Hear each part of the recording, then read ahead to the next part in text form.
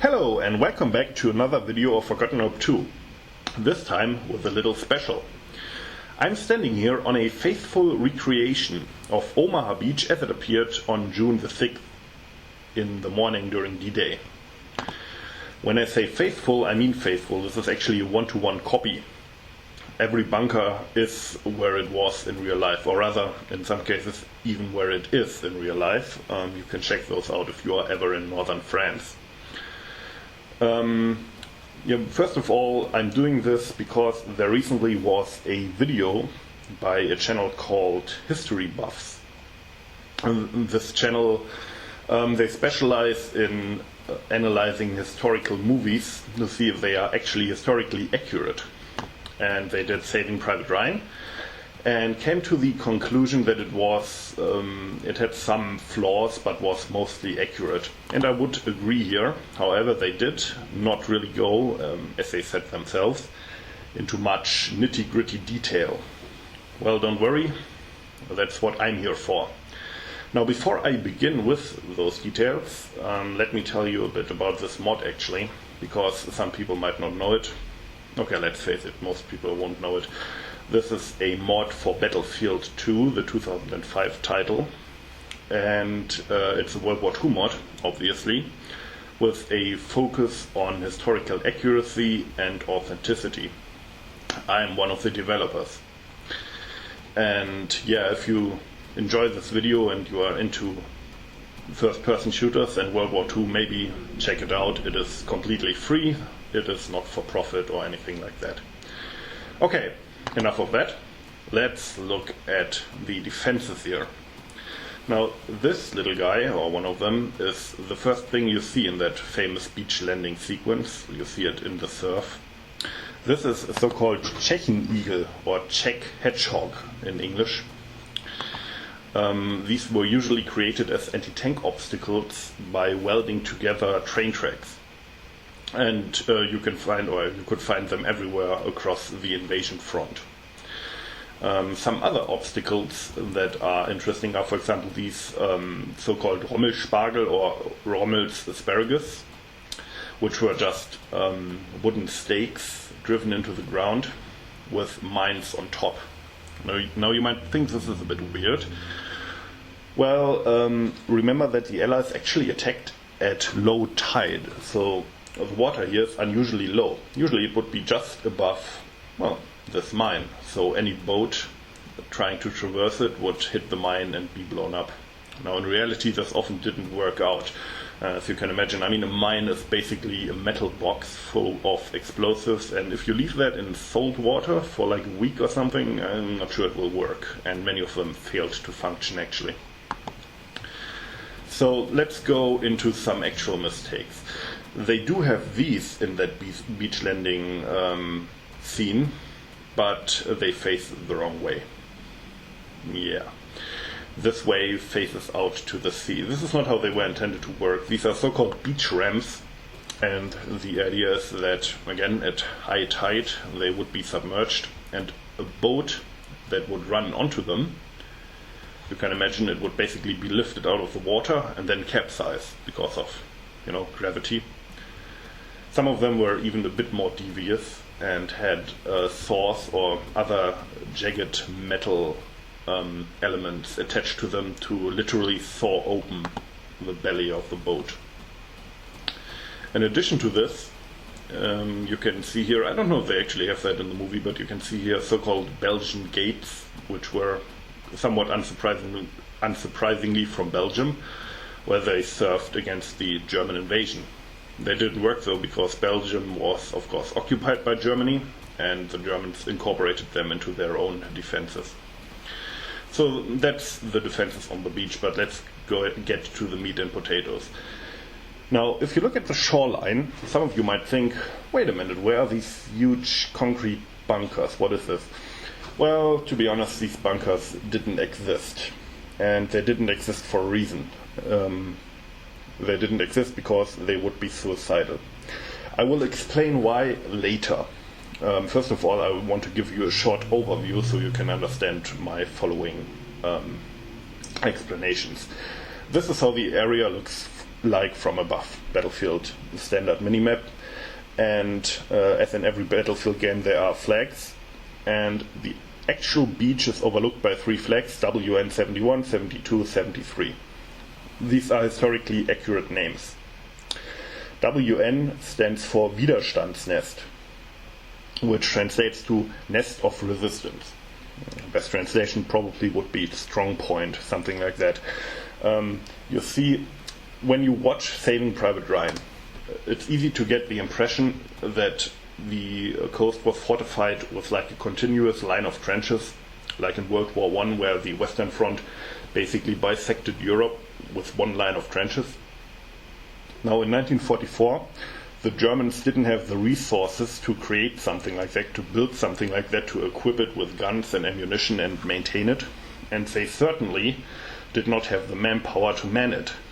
Or, I should say, they didn't have the manpower to man it and at the same time fight a huge attritional war against a superior enemy on the Eastern Front. So they solved, or, well, I mean, they lost, so they didn't really solve it, but they solved that problem by creating these strong points like a necklace of pearls all along the coast. So they actually clustered them around points of interest, like here. So you can see that there's a road that runs parallel to the bluff and then into the cliffs and then inland through this valley. 1 second, you can check it out from here. There, behind this bunker, there's this valley. And this is what the Americans were after, because in order to advance inland, what they needed was a good road. I mean, any able-bodied man, as soldiers tend to be, could easily scale those cliffs. For a tank, or especially a truck, this is impossible. And in order to keep the advance going, you needed a road off the beach. Because of that, they clustered their defenses around here. And I will now look at how they worked. So let's run to the biggest bunker first. Now, you might think, well, this is kind of underwhelming. I mean, I could just run up to this bunker. There isn't even, they can't even shoot out, can they? Well, they can shoot out, but not here. This is this bunker's blind spot. Let's see where they can shoot out. 1 second. I will go up the seawall here through the barbed wire. If I had taken a Bangalore with me, I could have blown it up. But luckily somebody else has already punched a hole in here. Okay, so here is the actual firing port of that bunker. It's an anti-tank bunker. Now, as you can see, the whole bunker is designed to protect the gun inside from a fire that comes from the sea. There's even this, let's call it, the technical term is, I think it's a defilade wall, but let's call it it's a concrete spur that basically defends the gun and also keeps it from shooting out into the sea. So then what does it shoot at? Well, let's look at the bunker from inside and you will be able to see.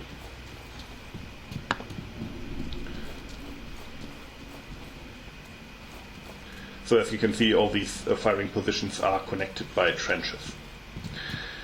So from this gun, you can do 2 things. One thing, you can look down the road. Remember that road is all important. Now in the Battlefield 2 engine, there's always this terrible fog after I think on this map 400 or 500 meters.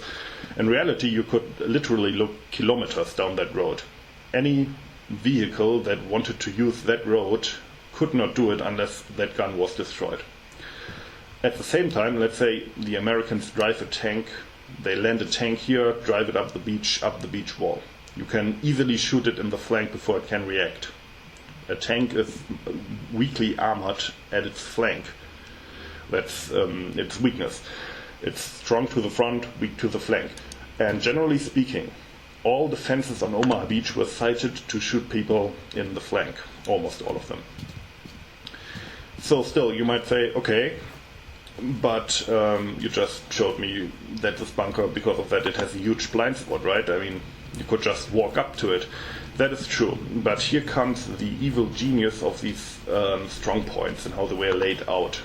Basically, every bunker had a weak point or a blind spot, yes, But at the same time, there was another bunker that covered that exact blind spot. Like this one, for example. Let's look at it. As you can see, it is basically built into the seawall.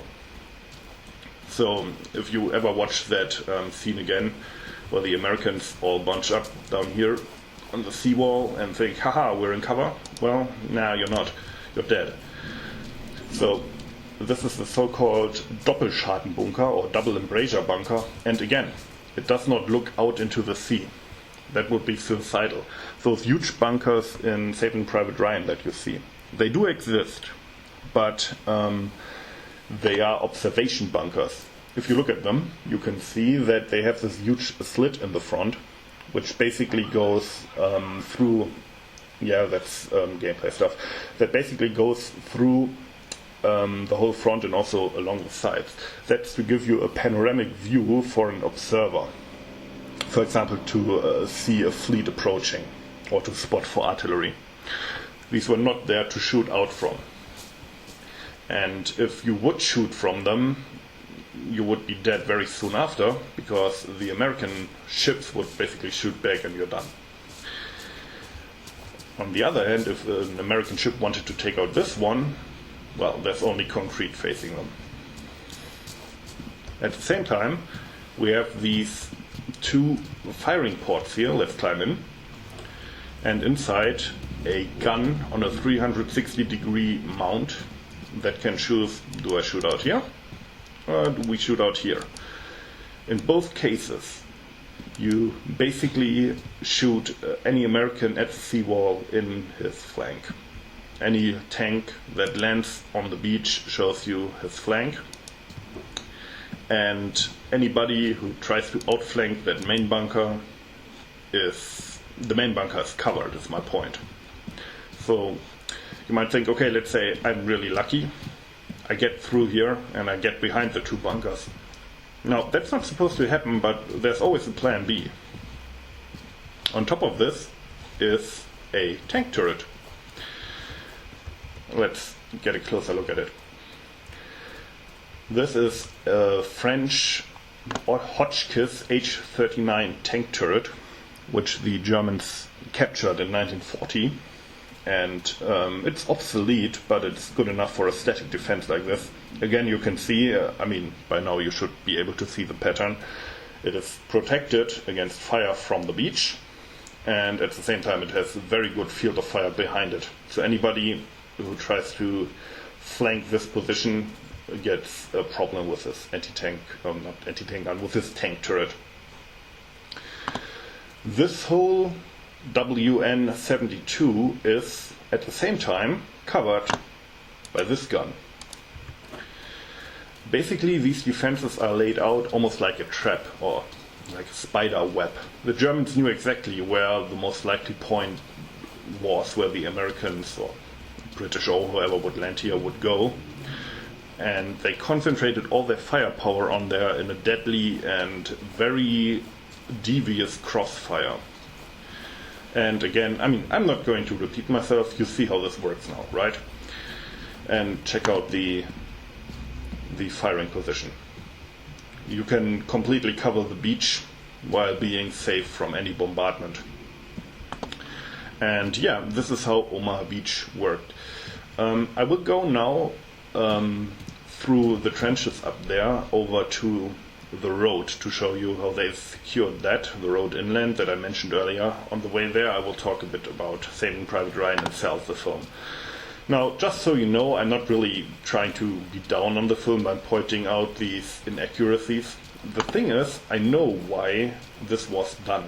I know why Steven Spielberg, who probably, I'm guessing, visited all these places, he probably was here where I'm standing virtually now. He probably checked all that out. He could have done it. The thing is this. These bunkers, the way they are portrayed in Saving Private Ryan, have almost like a symbolic function. The way they are towering and over our heroes, they give us a sense of how hopeless the situation was, how unevenly matched everything was. They almost look oppressive, like a symbol for fascism itself. Concrete. The stark outlines of these bunkers. It's a very evocative image. Here's the machine gun position, by the way. And because of that, I can totally understand why it didn't go with reality in that case. However, as I said in the beginning of the video, I wanted to point out some of the nitty-gritty details here. So, last but not least, back to the road. How did they secure that? And I think this is like a microcosm of how this whole thing was set up, and after you see this, you will understand how the Americans lost that many men on that fateful morning. This is another machine gun bunker. Usually there were 2 machine guns in here. For gameplay balance, we only have 1. But here you can see how it works. You have 2 firing ports for the machine guns, and this is how a real machine gun firing port looks like, not like in these observation bunkers. This tries shooting back at this, right? And they are set up basically for crossfire. Down there's a road that they are supposed to guard in this little valley. You have one here shooting down in this direction. You have one here shooting down in this direction, and there's basically no blind spot, no dead zone, except of course directly under here, down at the foot of the cliff, because you can't depress the gun that much. So because of that, on the other side, I hope you can make it out, it's a bit small and inconspicuous, there's an identical mirrored bunker, also with 2 machine guns, guarding this one. And at the same time, if the Americans try to get clever, climb up here and get them out of the bunker, you can shoot them from here. So there's really no way to hide down there. And that's how this whole thing was laid out. So yeah, we're now at the end of the video. Please check out our mod. It is free, it is great. You can play as various nations. And also check out the HistoryBuffs channel. They have very nice content. For one thing, way more professionally done than this. I mean, this is basically done without a script in one take with Windows Movie Maker. But yeah, I hope you enjoyed it nonetheless. I hope you learned a little bit. And maybe if enough people are interested, this is not the only map that we have a one-to-one copy of an area in. If you want to see, I don't know, Pegasus Bridge, the Point to Hawk landings, there's lots of stuff that we could look at if people are really interested. So anyway, goodbye and have a nice day.